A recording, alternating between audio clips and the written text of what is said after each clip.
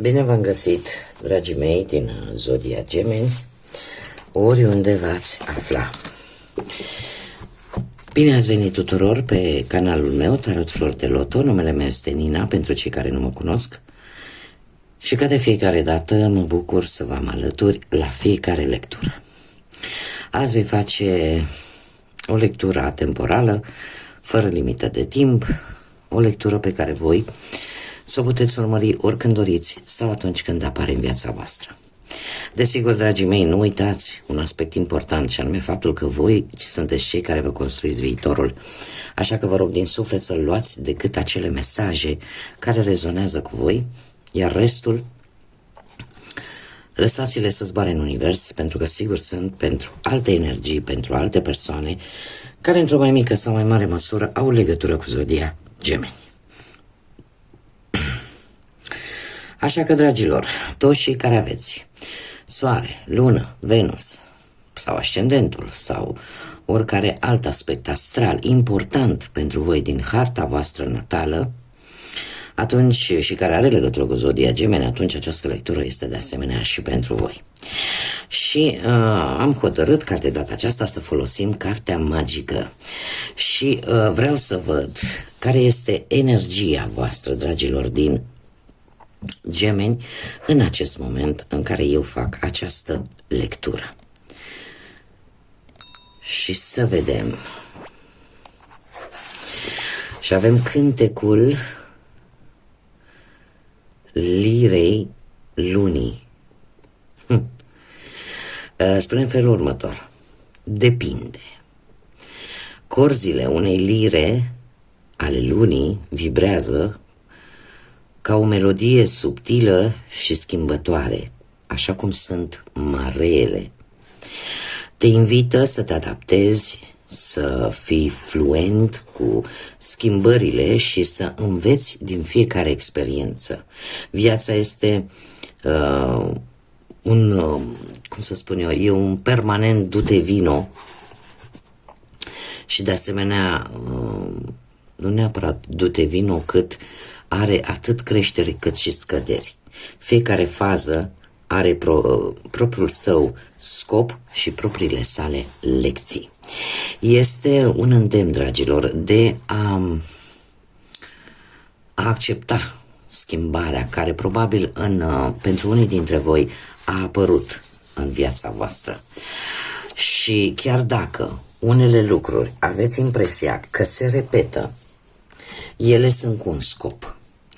Este un îndemn și această carte magică ne vorbește câteodată și în parabole și în metafore.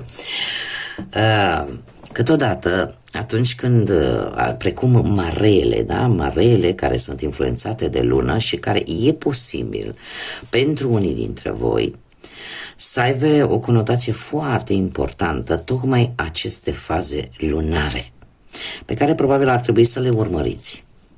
Pentru că e posibil ca unii dintre voi să aveți în harta voastră natală planete sau aspecte, mai bine zis, aspecte astrale care au o legătură foarte mare cu acest astru, cu luna, și care de multe ori vă influențează viața, spiritul vostru, energia voastră atunci când la un moment dat există lună plină, da? Sau lună nouă, să aibă cumva legătură cu aceste faze lunare. Dar, per general, așa, e vorba de schimbări care apar în viața voastră și de care nu trebuie să vă speriați. Luați-le ca pe niște lecții de viață și un lucru și mai important, aș spune, sunt lucruri care sunt ciclice în viața noastră.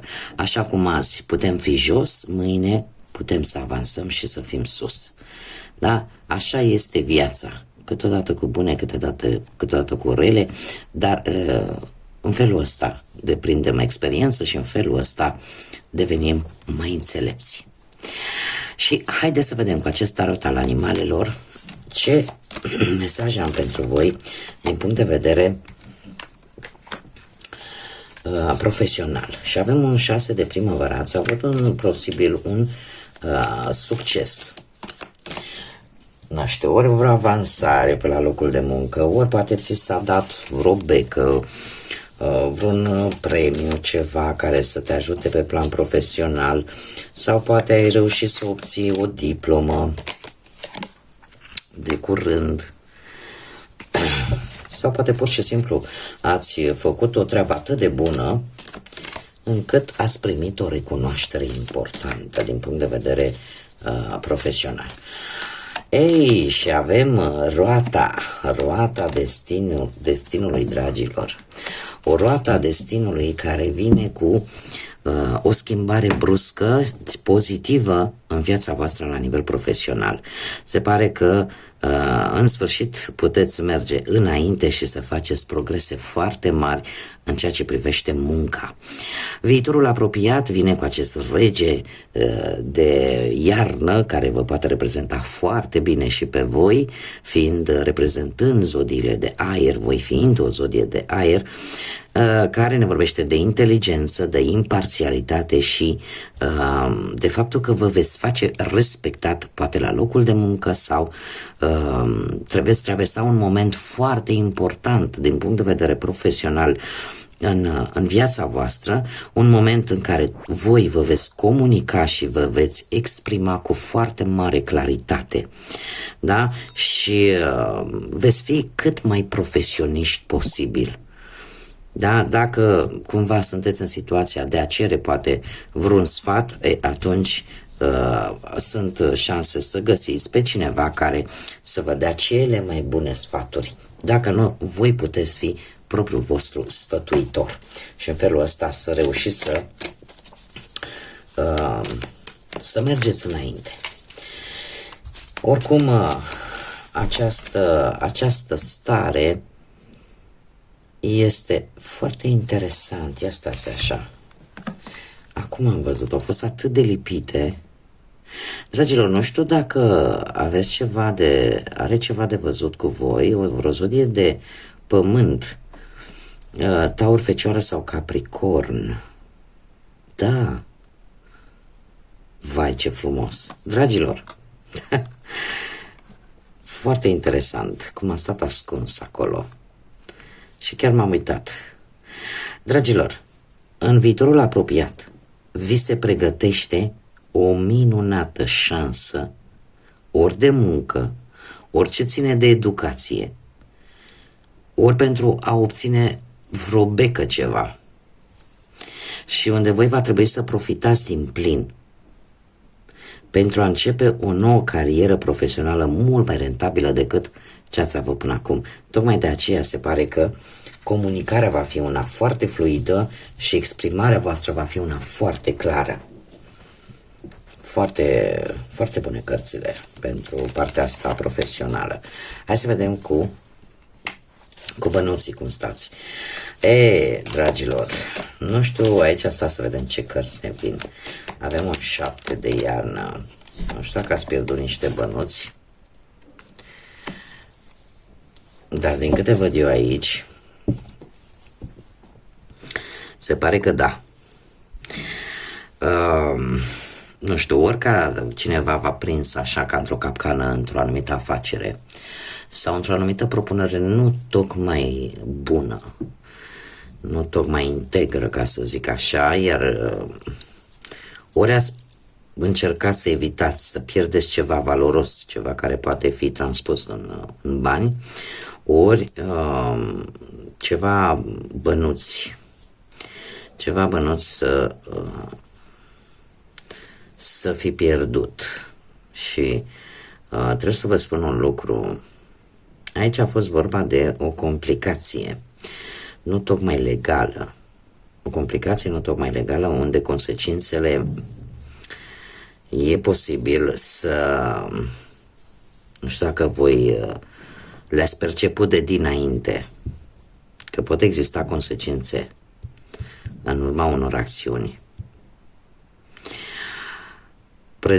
Prezentul vine cu Marea Preoteasă, așa că sunteți într-un moment de pauză în care trebuie să reflexionați mult mai bine înainte să treceți la acțiune. și ar fi bine să vă ghidați un pic și de intuiție. Și eu aș mai zice un lucru.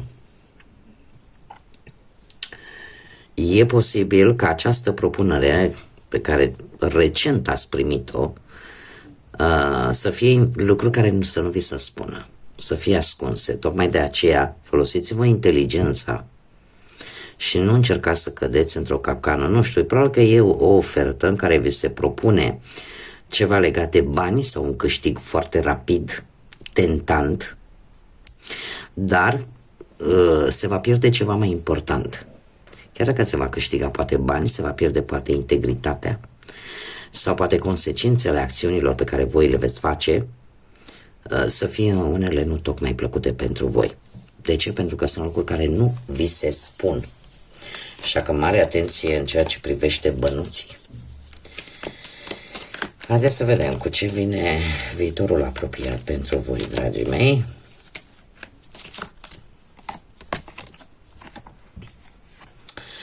Vine cu o eliberare foarte interesant, că deja avem două arcane majore și, dragilor, din câte văd eu aici, este ceva legat de trecutul vostru. Deci o situație financiară sau o situație care are legătură cu banii, dar care cumva vine din trecutul vostru.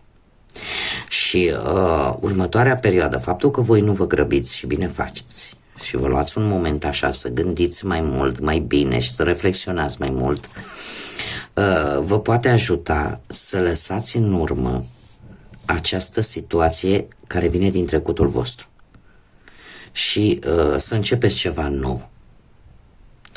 Este primul a pune final unei situații care nu vă va face bine. Pentru voi este primul pas către un viitor mult mai bun. Da, e ca o eliberare. Așa că Zodia Scorpion vă spune ceva. Dar va exista, se pare că nu vă veți implica, cel puțin unii dintre voi nu vă veți implica într-o situație compromițătoare pentru bani. Haideți să vedem partea sentimentală. Partea sentimentală, ce vine pentru dragii mei din Gemeni? Cei care sunteți într-o relație actual. Dragilor, avem un 3 de primăvară și se pare că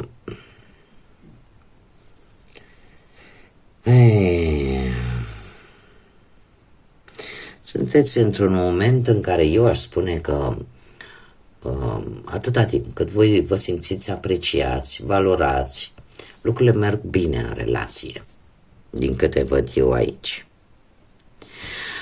De ce? Pentru că în prezent avem steaua și se pare că există o dorință care cumva capătă contur și care are legătură cu relația voastră, ori cu perechea voastră, ori cu situația relațională așa, ca la modul cel mai direct. E ceva aici care devine realitate în ceea ce privește relația voastră. Și asta vă va bucura extrem de mult. Steaua reprezintă zodia Vărsător, pentru unii poate să însemne ceva și iar alte zodii care apar pe planul ăsta sentimental și care mi-atrag mie atenția sunt zodiile de foc, Berbec, Leu, Săgetător. Viitorul pentru voi, dragilor, vine cu acest prinț de primăvară care ne vorbește de carismă, ne vorbește de pasiune foarte mare și de faptul că e posibil ca relația voastră să ajungă la un alt nivel și e posibil să apară o anumită situație care va cere atenția voastră în mod deosebit și unde voi va trebui să acționați foarte repede. Așa că cu ce sfat vine această carte? Vine cu acel sfat de a vă lăsa ghidați de acel ghid interior din voi, de intuiția voastră. Dar, într-adevăr, vine ceva care vă va atrage atenția și care are legătură cu relația voastră. Și eu aș spune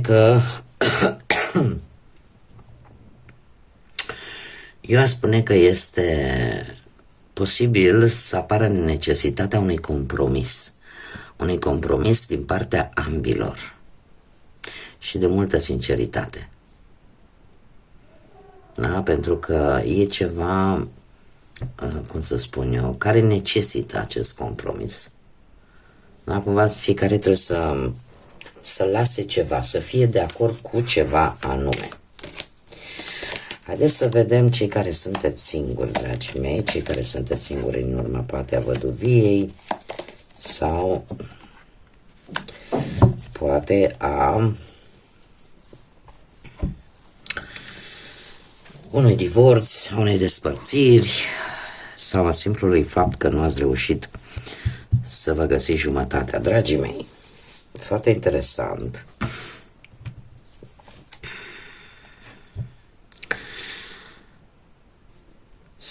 Ați fost de curând într-un moment în care parcă tot ați amânat să luați o decizie.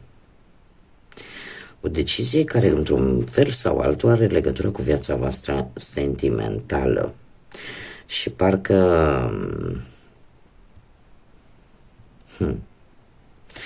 cumva nu v-ați grăbit. Nu v-ați grăbit și totuși v-ați dat seama că ați tot amânat și ați tot amânat când puteați foarte bine să vă ascultați inima și era gata. Tind să cred că este vorba despre alegerea unei persoane sau decizia voastră să fie relaționată cu o anumită persoană. De ce spun acest lucru? Pentru că toate cărțile sunt de vară, toate cărțile sunt de cupe și aici avem o regină de vară, o regină de cupe care vorbește de semne de apă, Rac, Pești sau Scorpion, și care se pare că are de văzut cu decizia voastră. Această regină, da? E vorba de un personaj compasiv, carinios, așa, drăguț, generos, dar mare atenție, că este un personaj foarte intuitiv și care își dă seama foarte repede când ceva nu este ok.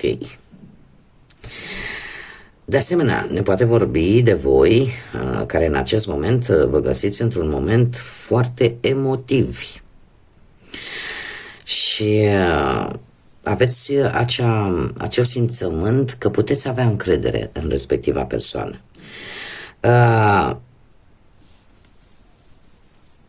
Dar, cred eu, după părerea mea, ar trebui să vă gândiți un pic și la voi, adică nu încercați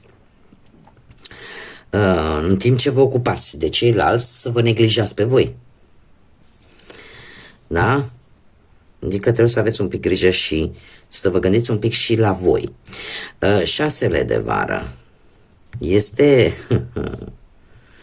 Este cineva din, posibil, tinerețea voastră. Cineva care este foarte interesant aici. Nu știu dacă persoana asta, care are legătură cu zodiile de apă, eu așa parcă intuiesc, este cineva din trecutul vostru cu care v-ați mai cunoscut, posibil chiar din tinerețe, cum am mai spus.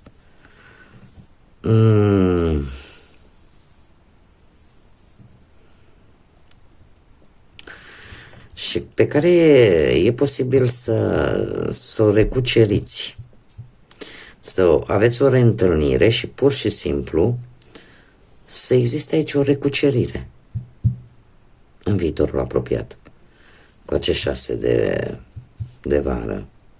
Și în felul ăsta să poți vindeca anumite răni din trecut. Sau poate anumite vise din trecut încet, încet să devină realitate. Acum, haideți să vedem gânduri care există, dar nu se spun. Poate să fie gândurile voastre, poate să fie gândurile unei persoane la care voi vă gândiți. Gânduri care nu se rostesc, care rămân acolo în căpușorul persoanei. Ia să vedem, ori voi, ori persoanei de care voi sunteți interesați. Și spune felul următor: știam că am să te pierd, dar nu am făcut nimic să lupt pentru tine. Gânduri ascunse, gânduri care nu se rostesc. Deci știam că am să te pierd, dar nu am făcut nimic ca să lupt pentru tine. Mergem mai departe. Haideți să vedem ce mesaj mai am pentru voi. Fire, țese firele propriilor voastre vise. Gândurile voastre vor crea propria voastră realitate. Asta înseamnă că sunteți într-un moment în care vă puteți construi acele vise pe care le-ați avut cu ceva timp în urmă, așa că nu mai gândiți negativ, pentru că ce gândiți acum va construi de fapt realitatea de mâine. Aducătorul de lumină.